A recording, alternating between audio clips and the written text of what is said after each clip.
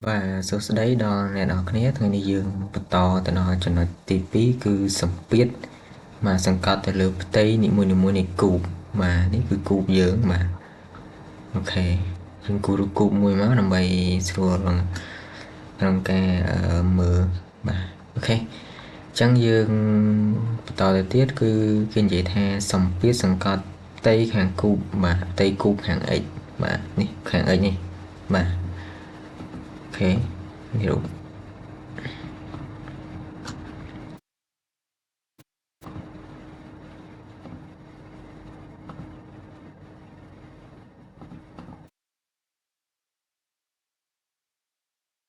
Ok chẳng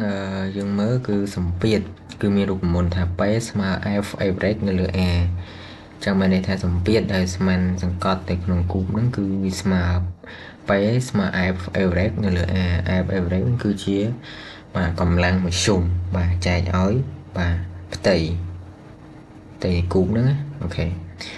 តែយើងដឹងហើយថា f average គឺស្មើ m គុណជាមួយនឹង a average បាទហើយ a គឺស្មើជាមួយនឹង y average ចែកតេដែលលេខតេគឺស្មើជាមួយនឹង l ចែកឲ្យ y average អញ្ចឹងយើងយកសមីការពីរហ្នឹងបាទ a និងតេហ្នឹងយើងជំនួសនៅក្នុងបាទហើយយើងយកតេនេះយកជំនួសនៅក្នុងបាទសមីការ a ស្មើ y average លើតេនេះបាទរូបមន្តនេះគឺយើងបានពេលដែលយើងជំនួសទៅយើងបានថា y average ក្រេនៅលើ l ដោយសារតែ y average នេះយើងបោះគុណចម្រាស់ទៅគឺ y average ក្រេនៅលើ l បាទអូខេអញ្ចឹងគេបានថា f បាទស្មើ m គុណជាមួយនឹង y average ការ៉េចែកឲ្យ l បាទដោយសារតែយើងយកអាហ្នឹងនេះយក a នេះបាទ a នេះយើងយកទៅជំនួសនៅក្នុងបាទសមីរូបមន្ត f average ស្មើ m គុណជាមួយនឹង a average នេះបាទអញ្ចឹងគេបាន f ស្មើ m គុណជាមួយនឹង y average ចែកឲ្យ l បាទអញ្ចឹងយើងស្គាល់កម្លាំងយើងអាចរកឲ្យគេបានបាទយើងស្គាល់កម្លាំងបាទកម្លាំងយើងយកទៅជំនួសបាទយើងយកអាហ្នឹងយកជំនួសនៅក្នុងសមីការនេះអូខេជួសក្នុងសមីការហ្នឹងគេបានប៉ែស្មើជាមួយនឹង m បាទ m y average ការ៉េចែកឲ្យ l តោះមកយើងចែក a មកតង់ទៀតបាទពេលដែលយើងជួសហើយយើងធ្វើការបាទគុណមកគឺអានេះ m គុណជាមួយនឹង y average ការ៉េចែកឲ្យ a l បាទអញ្ចឹងរូបមន្តសម្ពាធគេបានប៉ុណ្ណឹងបាទគេបានប៉ុណ្ណឹងសម្ពាធអាហ្នឹងសកត់ទៅលើផ្ទៃខាង x ណានេះផ្ទៃខាង x អូចឹងយើងបន្តទៅទៀតអញ្ចឹងយើងដោយ a បាទផ្ទៃរបស់គូបហ្នឹងគឺស្មើជាមួយនឹង l គុណជាមួយនឹង l បាទហើយចំពោះមាត្ររបស់គូបគឺយក a ហ្នឹងគុណជាមួយនឹង l មកតង់ទៀតបាទអញ្ចឹងគេបានមាត្ររបស់គូបបាទគឺស្មើជាមួយនឹង l គីបដោយសារតែ a នេះគឺស្មើ l គុណ l ដែរនេះតើយើងដាក់នៅក្នុងមាត្រគឺវាឡើង l គីបហើយពីគុណវាចូលគ្នាទៅអូខេអញ្ចឹងយើងតាមទ្រឹស្ដីបទរបស់គូបយើងដឹងហើយថា y vector y ស្មើជាមួយនឹង vector yx បូកជាមួយនឹង vector y បូកជាមួយនឹង vector yz បាទនេះទ្រឹស្ដីបទរបស់គូបអូខេអញ្ចឹងចំពោះvector យើងបំបត្តិ vector ទៅបាទយើងបំបត្តិ vector បាទនេះបំបត្តិ vector នេះទៅយើងលើកវាខ្លាចជាការ៉េបាទអញ្ចឹង vector y បូកស្មើ vector yx បូក vector y បូក vector yz ហ្នឹងតើយើងបំបត្តិ vector គឺស្មើ y ការ៉េស្មើ yx ការ៉េបាទបូកបាទ y ការ៉េបូក yz ការ៉េបាទ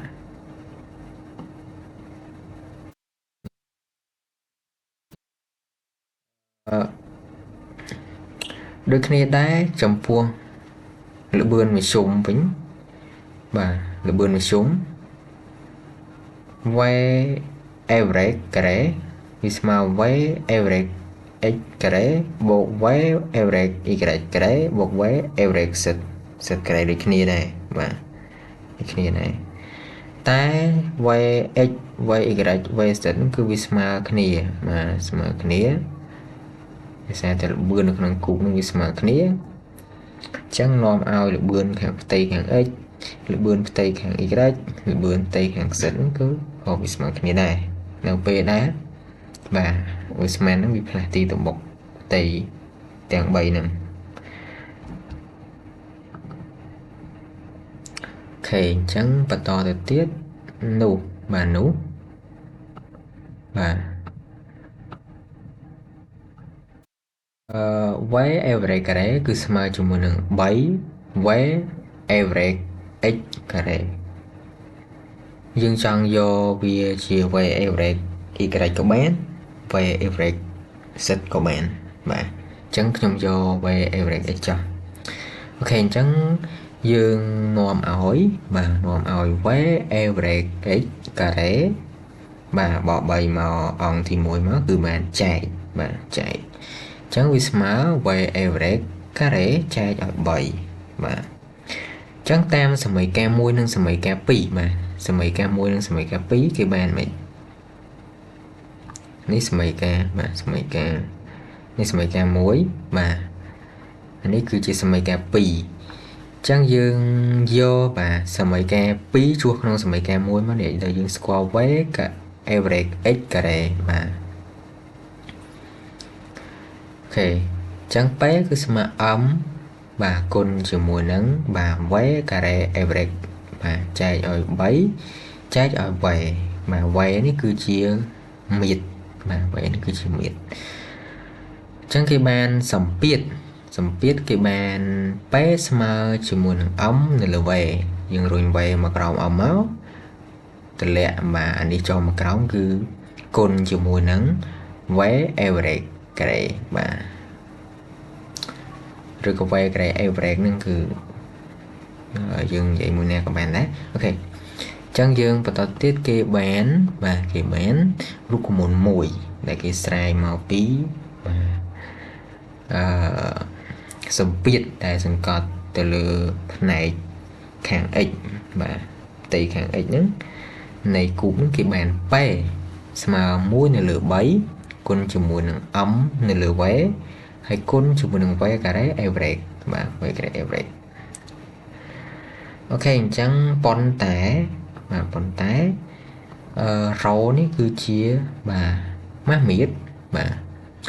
ស្មើជាមួយនឹង m នៅលើ v អញ្ចឹងយើងបាទជំនួសចូលក្នុងសមីការនេះមកគឺគេបានសមីការថ្មីមួយទៀតឬក៏រូបមន្តថ្មីមួយទៀតដែល p គឺស្មើ1នៅលើ3បាទ1នៅលើ3គុណជាមួយនឹងរ៉ូគុណជាមួយនឹង v ការ៉េ average បាទអូខេអ្វីនេះគឺ v ដូចអូខេតែយើងមាននេះគេនេះយើងមាន p ស្មើ1នៅលើ3 m លើ v គុណជាមួយនឹង v ការ៉េ average បាទតែមួយទៀតបាទតែ m បាទស្មើជាមួយនឹង n ធំគុណជាមួយនឹង m 0ដែល m នេះគឺជា mass របស់ស្មាន n នេះគឺជាចំនួនបាទ molecule ហើយ m 0នេះគឺជា mass របស់វាស្មាននីមួយបាទអូខេអញ្ចឹងគេបានp ស្មើជាមួយនឹង2នៅលើ3គុណជាមួយនឹង1នៅលើ2បាទយើងបាទធ្វើម៉េចឲ្យវាសម្រួលគ្នាអស់បាទ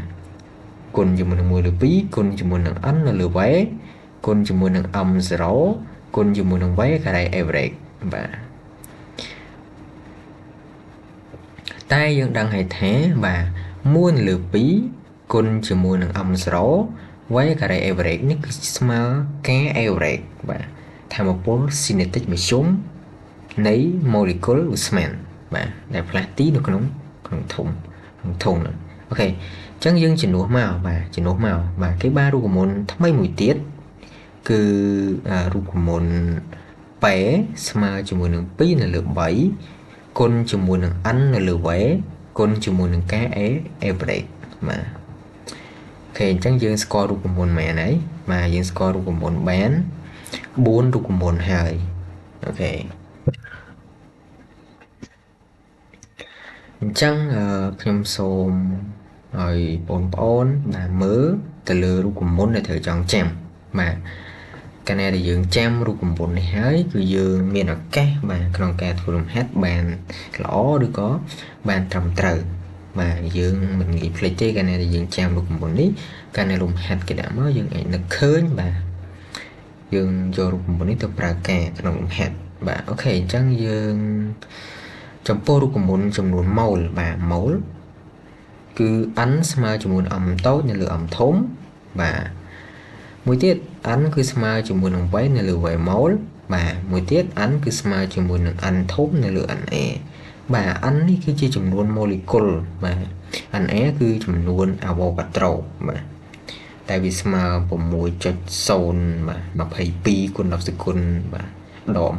23ម៉ូលេគុលក្នុងម៉ូលបាទអូខេអញ្ចឹង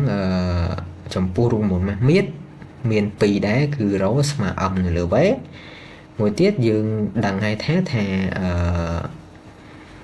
រ៉ូគឺស្មើជាមួយនឹងn គុណជាមួយនឹង m 0ដែលយើងដឹងពីកន្លែងនេះអូខេកន្លែងនេះនេះm ស្មើជាមួយ n គុណ m 0អញ្ចឹងកន្លែងនេះមាន m ដែរយើងជំនួស n m 0មកដាក់ចូលមកគឺបានរូបមន្តថ្មីមួយទៀតដែរអូខេចំពោះរូបមន្តសម្ពាធដែលយើងស្គាល់កន្លែងនេះយើងត្រូវតែចងចាំដែរថាវាស្មើ1នៅលើ3 m នៅលើ v គុណជាមួយនឹង va average បាទ v ការ៉េ average ហ្នឹងកាលណាលំហាត់គេប្រាប់បំរាប់មកចូលនៅក្នុងរូបមន្តណាយើងអាចយករូបមន្តមកប្រើការបានបាទដោយឡែកដែលវាអត់ចូលយើងអាចស្វែងរករូបមន្តណាដែលវាប្រតិកលាគ្នាបាទតកតងជាមួយគ្នាហ្នឹងយកមកគណនាបានអូខេអញ្ចឹងចំពោះរូបមន្តនេះគឺវាដូចគ្នាទេវាដូចគ្នានៅនេះទេអូខេអញ្ចឹងរូបមន្តនេះក៏វាដូចគ្នានឹងអានេះដែរគ្រាន់តែយើងទាញរកចំនួនម៉ូលេគុលបាទរូបមន្តនេះយើងប្លែកបន្តិចដោយសារតែយើងជួស n ស្មើជាមួយនឹង m តូចនៅលើ m ធំនេះចូលបាទអូខេចំពោះរូបមន្តមួយនេះគឺម៉ាស់របស់ម៉ូលេគុលស្មាននីមួយៗ m 0គឺស្មើជាមួយនឹង m ធំបាទម៉ាស់ម៉ូលចែកឲ្យចំនួន Avogadro អានេះយើងត្រូវចងចាំដែរបាទ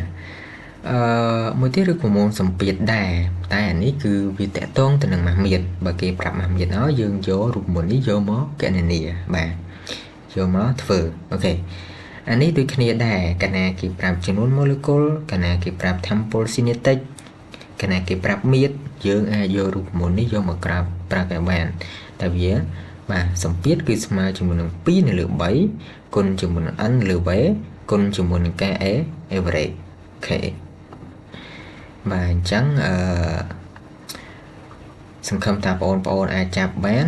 ចំពោះចំណុចទី2នេះបាទអូខេជាចុងក្រោយបើបងប្អូនមានចម្ងល់អីអាចបាទសួរនៅក្នុង comment ឬក៏បាទព្យាយាមមើលវីដេអូនេះម្ដងទៀតក៏បានបាទហើយជាចុងក្រោយខ្ញុំសូមអភ័យទោសបើមានពាក្យពេចន៍ណាអានទៅខុសឆ្គងឬក៏មិនសមអីក៏សូមបងប្អូនបាទអធិស្ឋានរកកំហុសខុសឆ្គងរបស់ខ្ញុំបាទផងបាទអញ្ចឹងវីដេអូរបស់ខ្ញុំគឺបញ្ចប់ប៉ុណ្ណឹងហើយនឹងនៅមានវីដេអូបន្តទៀតដើម្បីយកមកបញ្យល់ដល់បងប្អូនបាទចំពោះចំណុចក្រោយទៀតបាទសូមអរគុណកុំភ្លេចចុច like និងបាទ subscribe ចំពោះវីដេអូរបស់ខ្ញុំបាទផងសូមអរគុណ